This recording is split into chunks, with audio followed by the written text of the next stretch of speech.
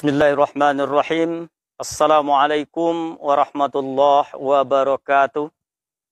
Alhamdulillahi rabbil alamin. Allazi amarana bittaqwa. Wallazi anzala alaina al-Qur'an hudan linnasi wa bayyinati minal huda wal furqan. Wallazi khalaqal insana fi ahsani taqwim. Summa radadnahu asfala safilin. Illallazina amanu wa amilus solihat falahum ajrun ghairu mamnun. Ashhadu an la ilaha illallah wahdahu la syarika lah wa ashhadu anna Muhammadan abduhu wa rasuluhu la nabiyya ba'dah. Wa qala Allah ta'ala fi kitabihil karim, a'udzu billahi minasy syaithanir rajim. Bismillahirrahmanirrahim.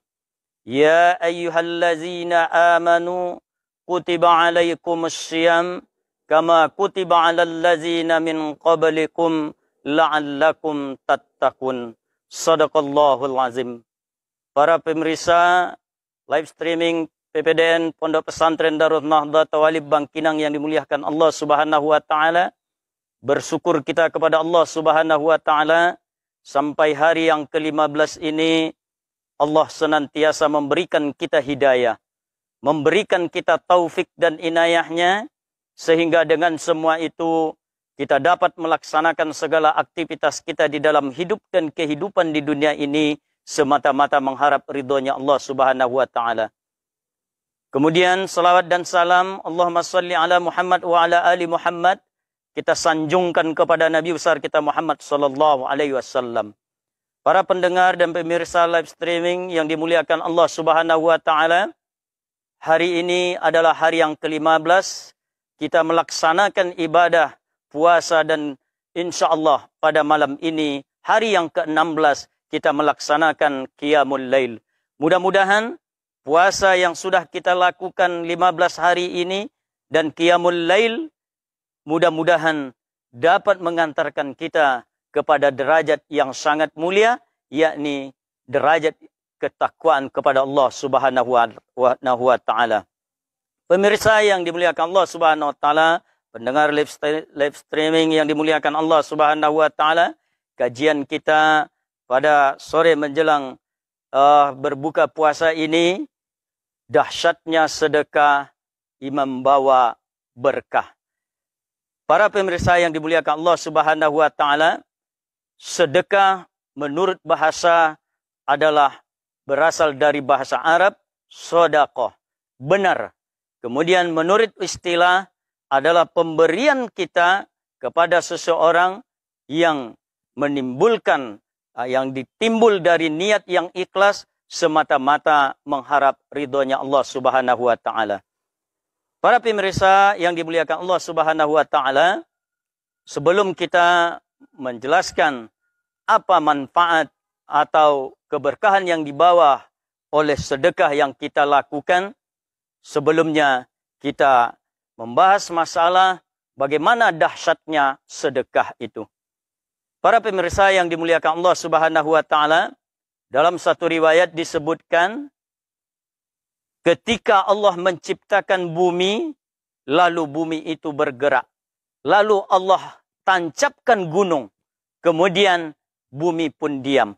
Melihat keadaan seperti ini, para malaikat bertanya kepada Allah Subhanahu wa taala, "Ya Allah, adakah yang lebih dahsyat dari gunung yang Engkau ciptakan?"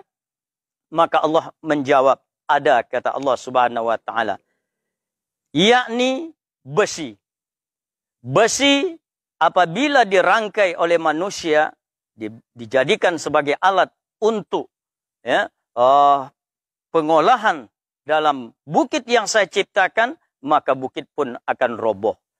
Kemudian malaikat kembali bertanya, adakah yang lebih dahsyat daripada besi ya Allah? Maka Allah pun menjawab, ada, yakni api.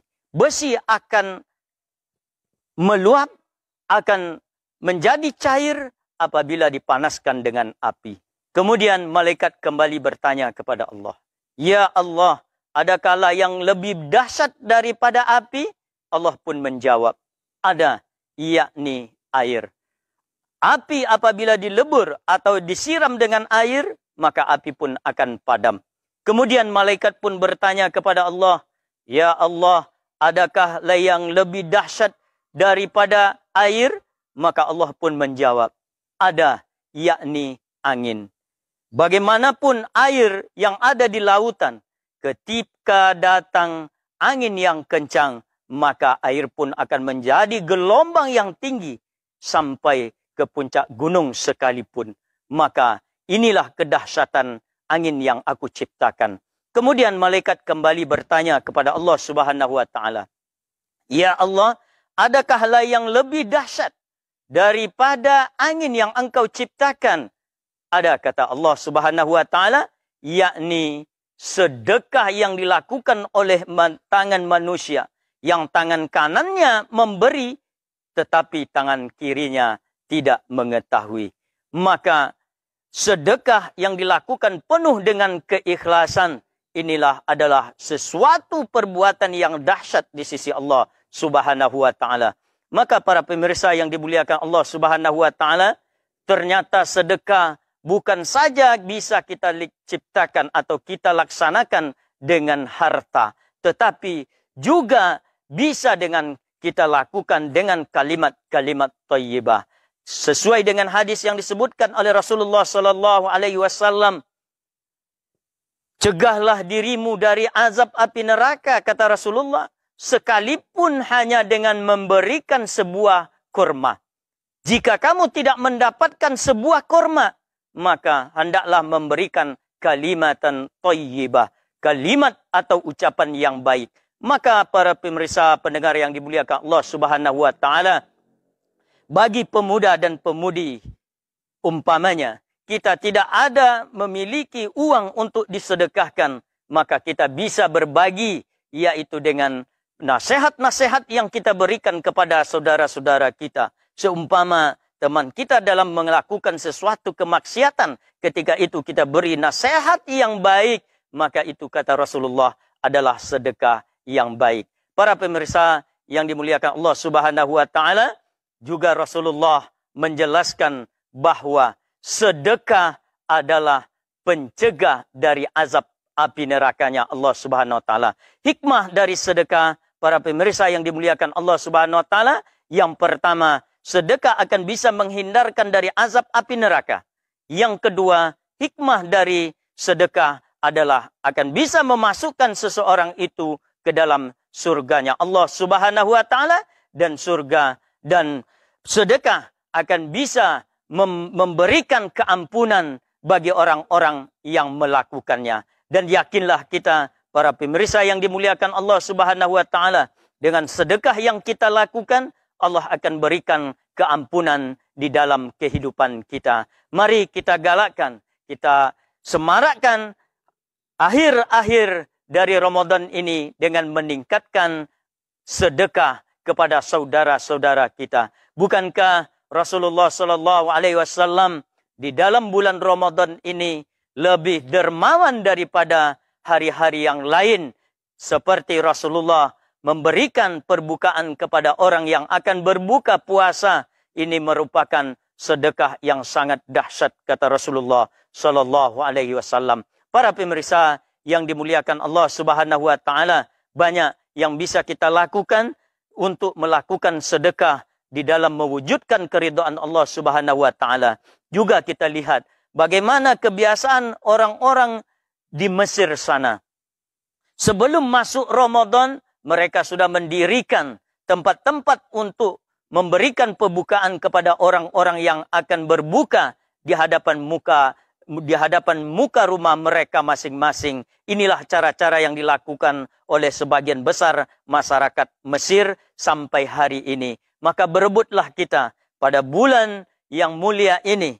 Napas pun, kata Rasulullah, setiap napas yang kita hirup dan kita hembuskan bernilai zikir, dan setiap kedipan mata yang kita lakukan adalah merupakan tasbih kepada Allah Subhanahu wa taala. Mudah-mudahan para pemirsa yang dimuliakan Allah Subhanahu wa taala, semakin penghujung Ramadan ini kita isi dengan meningkatkan ibadah kepada Allah. Yang pertama dengan meningkatkan, memperbanyak sedekah, dengan apapun yang bisa kita lakukan. Asal hal itu bermanfaat untuk menolong saudara-saudara kita, maka itu akan bernilai sedekah di sisi Allah Subhanahu wa taala. Mudah-mudahan tausiah atau santapan rohani menjelang berbuka puasa ini kembali memberi berkah kepada kita dan dapat kita amalkan di dalam kehidupan kita. Hal inilah yang akan mengantarkan kita ke dalam surganya Allah Subhanahu wa ta'ala. Mudah-mudahan bermanfaat. Kita tutup dengan doa kifaratul majlis. Subhanakallahumma rabbana wa bihamdik. Ashhadu an la ilaha illa anta astaghfiruka wa atubu ilaih. Wassalamualaikum warahmatullahi wabarakatuh.